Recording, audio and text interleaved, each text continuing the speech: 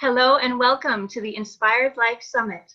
This is the place to be to discover how to be, feel, and live an inspired life. I'm Krysti Turznik, motivational speaker, best-selling author, and life coach, helping people to connect more deeply with their inner self so they can create a life that speaks to their soul with meaning and value. The Inspired Life Summit is designed to take your life to the next level as leading experts and influencers share their best secrets on how to live an inspired life. Today, Tami Jaffe is with me. Tami is a career success coach and founder of the Inspired Leaders Network. Having spent over 20 years as a leader in her corporate career, she has learned what makes leaders successful and now works with professionals and business owners to implement the keys to becoming an inspired leader. Tami believes there is a leader in all of us and that we must be inspired by what we do in order to become successful and fulfilled. Welcome, Tami. Thank you. Very pleased to be here. I'm so excited for our conversation today, and our topic is becoming an inspired leader. So, Tami, many people don't consider themselves leaders, yet you do. So why do you feel that everyone is a leader? Yeah, great question. And so I look at everything we do, in some way we are a leader. And whether it be small something like helping your kids with their homework, I mean, they are looking to you as being their leader and helping them. Or it's whatever you're doing in your career and your job and looking at every little task that you're given, whether you're working on a project, whether you have, some specific tasks that you're responsible, you are responsible for those tasks, and how you do them shows how much of a leader you are. So at every opportunity, you have a chance to step up, be a leader in your own life, and determine what that means for you. So for each person, it may mean something different, and it doesn't mean that we're a leader in every area of our lives. There are going to be times when we may be the follower in certain situations, but there are going to be different areas in your life where you are the leader. If you really take a look at your life and what you are doing, you are making critical decisions in different areas of your life, and those are things that leaders do. Oh, I love that. So are there particular cues or indicators that show what you are good at leading in? Like, have you identified anything like that? Yeah, it's a great question. And one of the things we always ask ourselves is like, what is something that you do that just comes so naturally for you that other people are like, how do you do that? But for you, it's just something that comes natural. It comes with ease, and you don't even really have to think about it anymore. Those are areas that you probably are a leader, that you're setting the standards, that you are setting the path for showing other people how those things can be done in a very with ease, with grace, and being able to step up into that and own those things and being able to teach others those areas of your life. Oh, I love that. And like, as I hear that, I'm hearing really trust yourself to know that your gifts are what you're meant to be offering everyone. Absolutely. So can you tell me a little bit, how can being inspired bring out the best leader in you? Yeah, so if we are, and maybe just let me use an example to give you an illustration. So if you think about, have you ever worked for somebody who is just like burnt out, has lost their ambition, doesn't really care about what they're doing anymore? It just brings them down, it brings you down, it brings the entire area within their career down. And that's how a lot of business owners fail. It's a lot of how corporate leaders fail, because they are not inspired anymore by what they're doing. And so by being inspired by what we do, we bring that purpose in. It gives us that desire. It gives us that motivation. And a couple examples of great leaders who have done this really well. You think about someone like Bill Gates, who quit Harvard, started his own company because he had this vision about what he wanted to do to create the software company to help computers run. And he's massively successful, but he wasn't just successful in understanding what his vision was. He was inspired by it, and he was able to inspire others to see his vision and to help that to really make his company successful. And, we all know Oprah. I mean, she's the most inspiring people out there. And she took she had a very difficult childhood. She decided that she wanted to become the champion for those who were down on their luck. People who didn't have the opportunity to be able to speak up for themselves, or were really, in that area of their life that they needed the support and they needed the encouragement. And she decided she was going to be the champion for that. And she has inspired so many people because she's inspired by her vision. Absolutely. I love that. And those examples really help to bring it home with just finding that passion that you have and really allowing yourself to embrace that and be the leader in that passion. Yes, absolutely. So what are some keys that you feel are critical to becoming an inspired leader and really being successful? Yeah, so the first one that I would mention, and I kind of hinted at this, is having a clear vision. So what is your vision for what you want to do? If you're in a particular business, what is it that your vision is for your business? If you're in corporate, what is it your vision is that you want to drive to help improve in this company? And you have to be driven by that vision. If you don't have a clear vision, you're not going to be motivated to do it. You're not going to stick to it when things get really tough. And so that is one of the most important keys, is having that clear vision. The next one that I like to mention is unshakable confidence and faith. And so if you don't have the confidence yet, you need to have the faith. And in order to develop that, you need to understand where you're coming from, what your abilities are, and why you're doing this. You have to believe 100% in yourself, in your vision, and where you're going in order to have that unshakable confidence. So when someone comes and challenges you, you know what your response is going to be because you're clear. You know what it is. And by having that faith and understanding in what's going to happen, you are able to continue towards your vision and not get stopped by some of the negativity that might come in. And that kind of leads into my next one, which is more of a constant positive thinking. Always having that frame of mind that you've got that constant positive thinking coming in. And when those negative thoughts or negative people come into your life and start to challenge those positive thoughts, you need to reframe them and figure out ways that work for you. And there's many different tools that you can use for that. One I'll just mention quickly is, having a gratitude journal, like writing down every day, what are you grateful for? It helps to keep your mind in that positive mental state that you are continually grateful for things, that you are continually excited about the opportunities that are being presented to you. And the last one I'll mention is staying focused and being persistent. If we do not stay focused on our vision, if we are not persistent and continue to try and try again, then we are not going to be successful. So you've got to continue to be very focused on what it is that you're trying to achieve, how you're going to get there. And so many times we're bombarded with, all these different things, the emails and, opportunities, and you've got to stop and say, okay, which one of these is really going to help me get to my vision, and stay very clear with that. Absolutely. Such good tips for everyone. What are your thoughts on someone who they are starting to feel like they are being called to be a leader in some sort? They haven't done it before, and so they're a little bit hesitant. They don't quite have the confidence yet that they need to have that strong certainty. What are some tips that they can use to really get over those self-imposed limitations to start on this path? Yeah, great question. So all of us have doubts, right? So in every area of our life, and until you've done something and become more of an expert at it, you may continue to have those doubts come up in your life. And so how do you get to that place where you feel confident, where you know that that's what you want to do? So a couple things. One, first, you've got to actually get out there and try it first. So, creating that consistent, persistent attitude that even though it may not be one of your strengths, you're going to go try it. And I'll use public speaking as an example.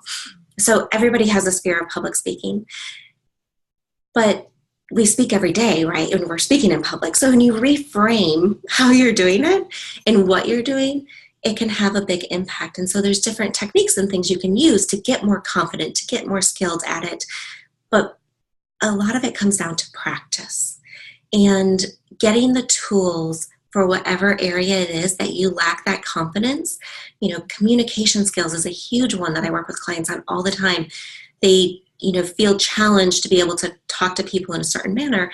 And by understanding and breaking things down into how that person is communicating with you, you're able to get more confident in how you want to respond, understanding what your triggers might be for why you're not confident in that area, and really getting clear so that you can eliminate those and be able to move forward in a way that will help you develop that confidence.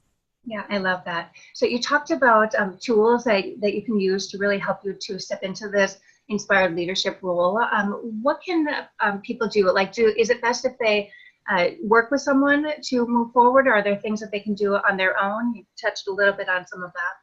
What do you think about that? Yeah, so I would start with, if you're going to do some things on your own, reading inspiring books that motivate you, that are geared directly towards an area that you need improvement on, taking courses.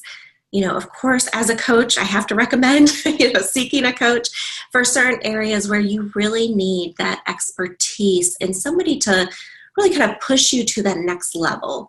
So, you think about athletes and they don't get to that next level without having a coach and someone to help drive them and someone to push them. And so that is always an option. You can always look for a support group that's going to also help you. So find others that are looking to do something similar, create that mastermind group, get the feedback from others that will really help to drive you and keep you focused. Yeah, I love that. And what I have found so powerful is when you do work with a coach, they help you to see the things that you can't see or that you have been unwilling to see. So fabulous advice. What are some of the ways that you have seen throughout your career that have caused people to fail at leadership?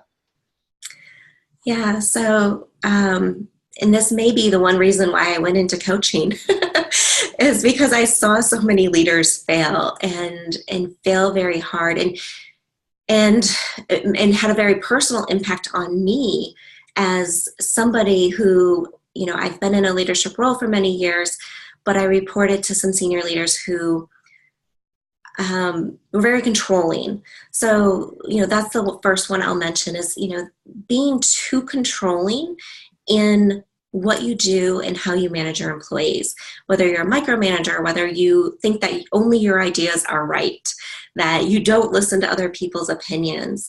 Those are ways that I have seen leaders fail dramatically. And it may not happen overnight. Like, it's a process, and there's one particular person that I can think of in particular who, had hundreds of people within his organization, and I cannot think of one person who truly respected him. And so there was a lack of respect because he had to control every situation. If it wasn't his opinion, you weren't allowed to have one. And so, it didn't allow for a collaborative work environment, and it just burnt a lot of people out. So, that's definitely one area where I think, leaders tend to fail. Another one is, and maybe it's a little related, is understanding that how you communicate is not going to hit everyone the same way. So I can be communicating with, somebody who is very task-oriented and makes decisions fast and is in that controlling environment. And if I sit there and ask them, how are you doing? How was your weekend? And go into the small talk, they're going to get so annoyed and be like, you're wasting my time.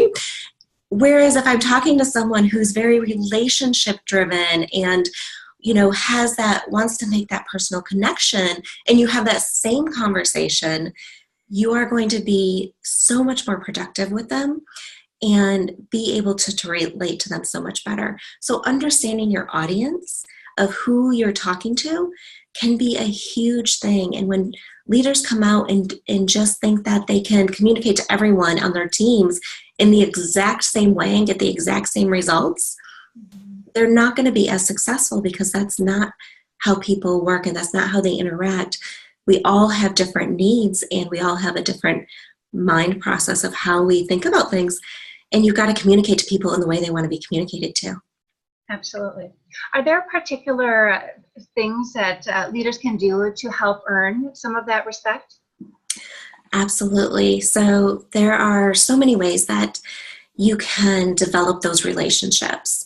And, starting with understanding that person's communication style is a good way to start, because then you know how to communicate to them. And being able to relate what your vision is, how they contribute to your vision is key. Because if they don't understand, you may know what your vision is and you may feel like 100% that this is where we're going. But if you can't communicate that to your team in a way that they understand what their particular piece is that's contributing to that larger vision, they're going to feel like their value is not there. And so being able to connect the dots for them is going to create that respect that they will have for you. And being able to really mentor the people that are on your team and work with them in a way that you give them the space. You set the direction, you give them the training that they need, and then you give them the space to go out and do what they need to do, and see, allow them to come back with questions, but don't sit there and micromanage them. Give them the opportunity to succeed or fail. And when they do fail, give them the feedback as to why it may have failed. Or when they do succeed, exalt them for what they have done and how they could even make it better next time. So continuing to give that honest and very pointed feedback to each individual about what really impacts them is another way to help earn that respect. I love that, because really everyone wants to feel like they're valuable and what they're doing is making an impact. So absolutely. Absolutely. So what other advice do you have for people to become successful in, what it is that they're choosing to do and how they want to lead? Yeah, so I think that the one thing I would say is start saying yes to yourself. I know I've fallen, habit of this in the past where, I have so many responsibilities and I don't have time to do this and I don't have time to do that. I wasn't really listening to what I really wanted, always doing what everyone else is telling you and doing what, your boss might be telling you, or your spouse, or even your kids sometimes, and not really truly listening to yourself and understanding what is it that you want. So listen to yourself and then allow yourself to say yes to yourself. Oh, so important. So many people don't do that. Yes. Yeah. It's very difficult. I think we're just ingrained in this. You've got to be a people pleaser sometimes. And we forget to please the person who means the most to us, which is ourselves. Now, you have done something quite amazing. You have created a network called Inspired Leaders Network. Why did you decide to start that? Yeah, I, really saw a need for inspirational leaders. And part of that was, I've had some great leaders in my past, and I've also had a few that I've mentioned that were not so great.